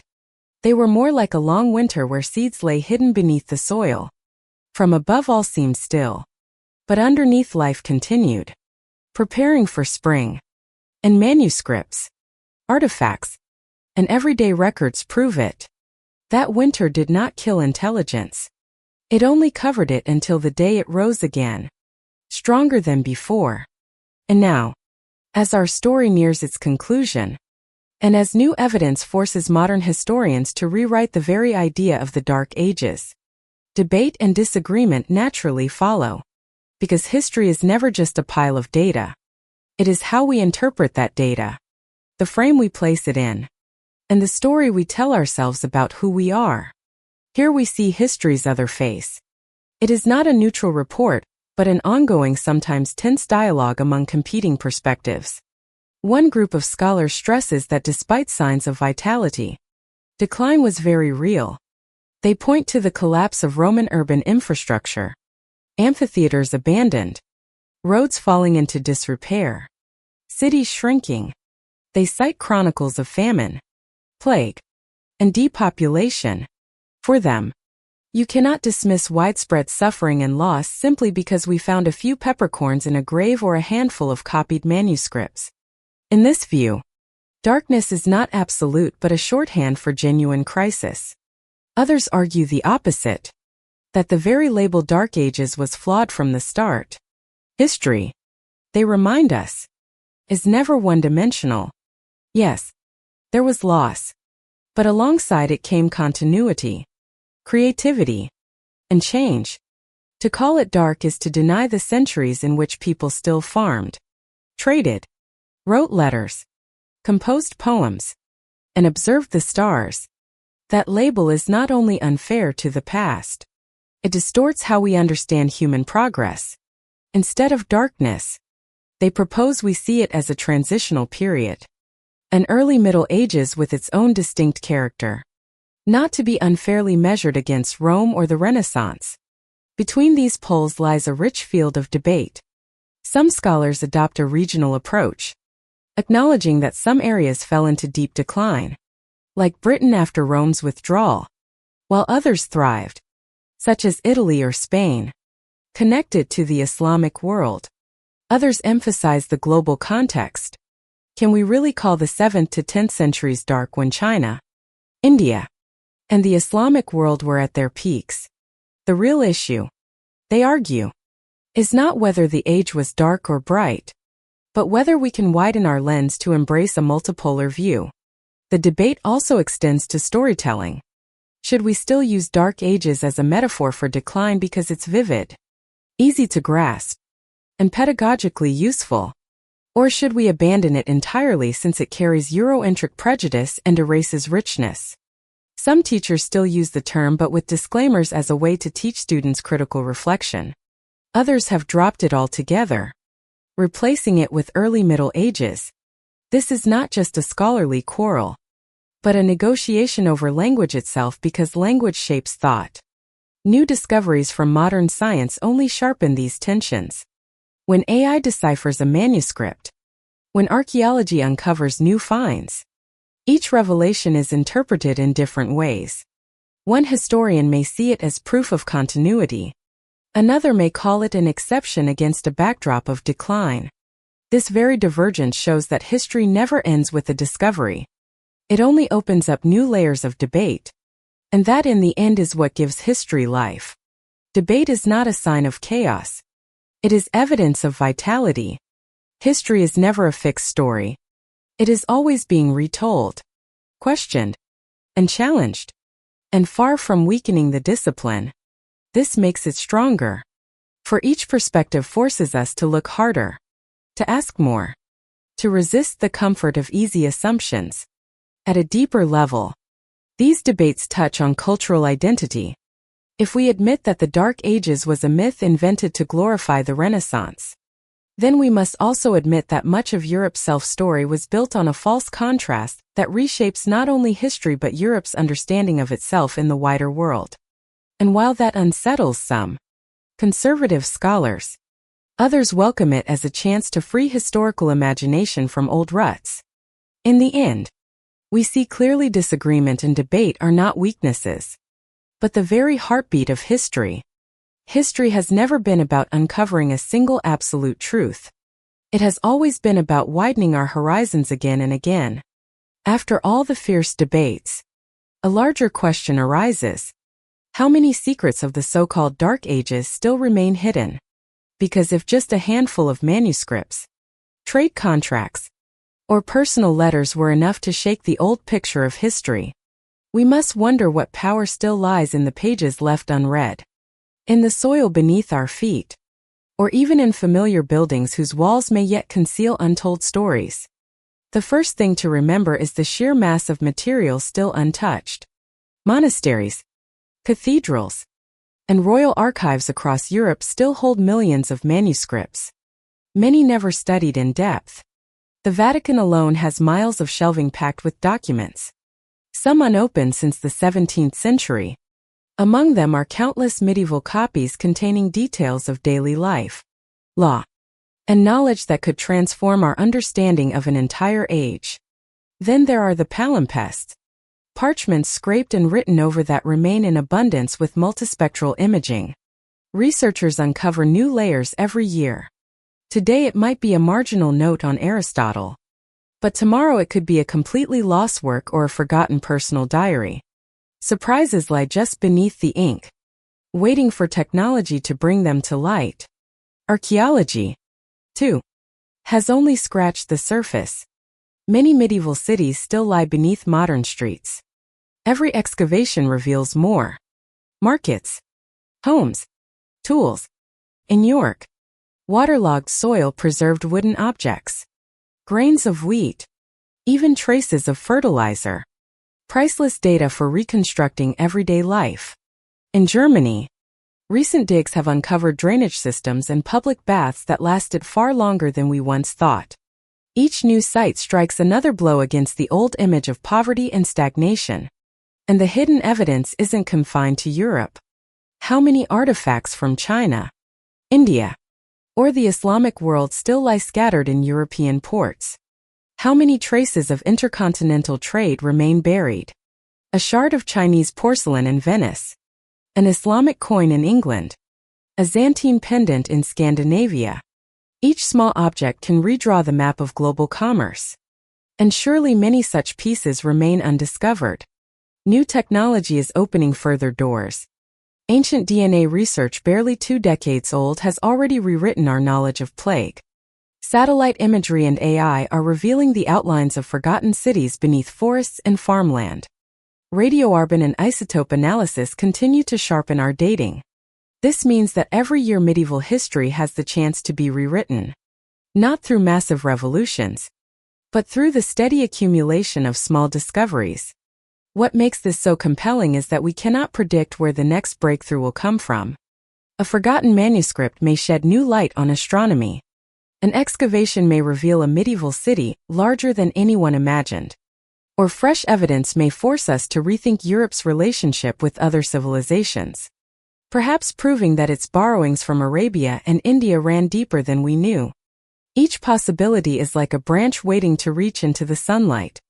And that is why the Dark Ages are not a closed chapter, but an open file. They are like a thick book with many pages still stuck together. Each new discovery peels one more page apart, letting us read further, see more, understand better. And in that process, we learn that history is not a fixed wall, but a woven fabric capable of being patched, rethreaded, or even rewoven entirely. And now, as we come to the final moments of this episode, it's just you and me sitting together in a quiet pause. Looking back, we can recognize a truth. The Dark Ages never really existed in the way we were taught. Yes, there were wars, plagues, ruined cities, and hard lives. But alongside all that, there were bustling trade routes, carefully written laws, seeds of knowledge sprouting, works of art created, and a rich landscape of faith. Darkness, then, was never the absence of light. It was only a moment when the light was hidden, waiting patiently for us to uncover it. The greatest lesson from this so-called darkness is human resilience in the face of crisis.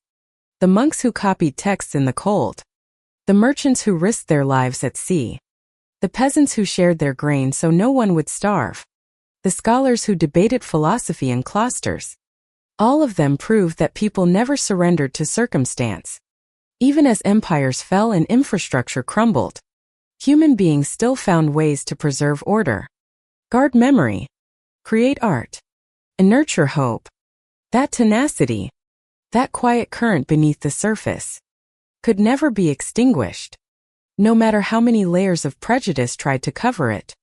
Darkness, then, was never a curse of history, but a metaphor for challenge. It reminds us that every civilization faces decline. But within the rubble, new seeds always take root. Winters may be long, but spring never vanishes. Seen this way, history offers us a timeless lesson. Humanity may stumble, but it never falls silent. It may lose much, but it always keeps memory. It may suffer, but it still sows hope for tomorrow. And when we understand this, we begin to see history differently, no longer as a simple clash of light and shadow, but as a complex tapestry where both are interwoven into intricate patterns. History teaches us not only about the past, but about how to see the present, that even in crisis, there is room for creativity, and the endurance of the human spirit always finds a way forward. But this journey doesn't end here. Because once we question the idea of the Dark Ages, we are compelled to question the very way we tell history. If an entire millennium could be mislabeled, how many other chapters are still waiting to be rewritten? How many manuscripts remain undeciphered? How many artifacts lie buried? How many memories still rest in the shadows of archives, or in the collective imagination itself? It is this unknown that makes history so compelling. It is not a closed book, but a manuscript left open with many pages still stuck together. Every generation, every new discovery adds a sentence, erases another, and enriches the shared story of humankind. And that is why we must keep curiosity alive. Curiosity is the flame that never dies, the spark that drives us to dig deeper, listen more carefully, and never be satisfied with a single explanation. History in the end is not an answer. It is a search, an endless journey where every discovery only opens the door to more questions. So, as we close the chapter on the Dark Ages, we are not truly ending. We are only pausing, taking a deep breath, looking up at the pages still unwritten, and asking ourselves how much more light is still waiting to be found in the shadows of history.